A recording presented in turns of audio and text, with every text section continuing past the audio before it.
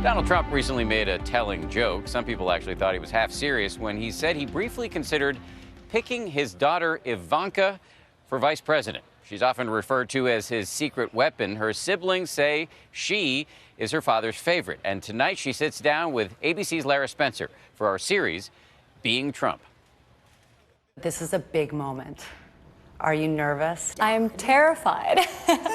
I'm excited. She's been called her father's secret weapon, one of his most trusted advisors.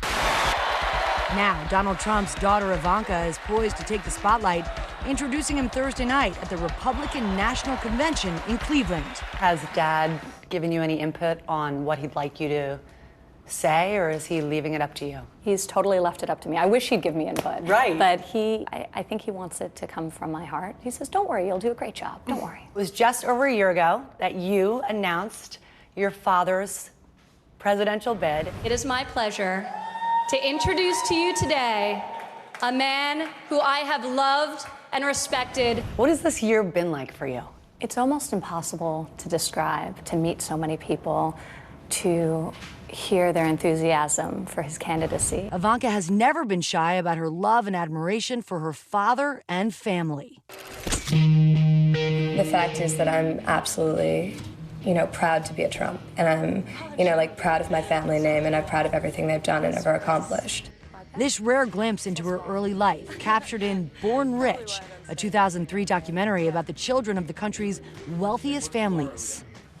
We are on the 68th floor. Not a bad view to wake up to. She grew up here inside Trump Tower, and even as a teen, she was well aware of her father's legacy. The second oldest of the 5 Trump kids, Ivanka is no stranger to the spotlight, from being a model to starting her own jewelry and clothing and accessory line. You're setting the tone that it is just about money.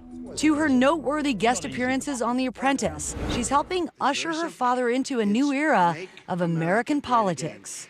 We will make America great again. Your father relies on you a great deal, the brothers, your father. You are such a tight unit, but none of you have political experience. And here you are on the national stage, front and center, one of his key advisors. I have strong opinions. I articulate those opinions. When asked, he raised my brothers to be the same. Your brothers and you were given the opportunity to talk to all of the vice presidential finalists, if you will. What were you looking for the person who stood by your dad's side? We wanted to ensure that personalities would be complementary, that track record was well suited to the task at hand. The next vice president of the United States, Governor Mike Pence. Did you and your brothers all agree? It was my father's decision, so. But you weighed in. We did weigh in. We did weigh in, but ultimately it was his decision. Ivanka's support for her father seems unwavering, even when he is at his most outspoken. You've called women you don't like fat pigs? Only Rosie O'Donnell. Have you given him advice on how to change the perception that some women have about him? Well, I think the perception is a flawed one. People talk and talk about gender equality, but do they actually live it? My father has. He believes in equality amongst the genders, economically, politically, socially. My father has empowered women, including me, his whole life. He posted a tweet criticizing Hillary Clinton, and he used a Star of David. And you are Jewish, you've converted. Can you understand why that ruffled feathers for the Jewish community? Well, he clearly did not think that was a Star of David. So I think that it should have been taken at face value. That was clearly not the intention. My father's track record of supporting and advocating for Jewish people and for Israel is unimpeachable for a very long time, whether it being the Grand Marshal of the Israel Day Parade to the support that he's offered my husband and myself and our family as a young Jewish couple. I know the person and I know his intent, and I think that was really rather ridiculous. I love the old days. You know what? Hillary Clinton has an ad out. Have you seen that? I have seen that, yes. I could stand in the middle of Fifth Avenue and shoot somebody and I wouldn't lose any voters, okay?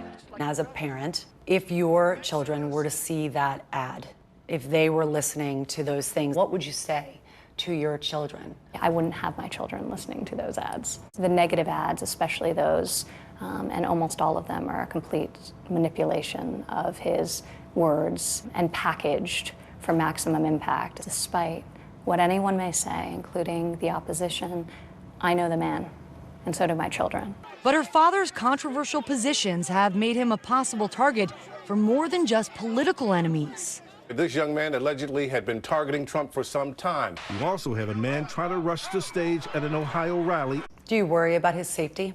We live in scary times. I worry about the safety of my father, but I worry about the safety of every American, including my children and myself, my family. What is the one thing that you want us to hear in this historic moment about your father? I don't know that people appreciate his tremendous empathy and his warmth, but they should. Our country needs a president who's able to dream big. And we will make America great again. And my father will be able to do that in a very big and a very real way. What role do you see yourself playing in a Trump White House? Right now, I take things day by day. I'm not going to get ahead of myself. Can you envision a life in Washington? I have to see. And, right now, obviously, my focus is on being a good mother to my children. For Nightline, I'm Lara Spencer in New York.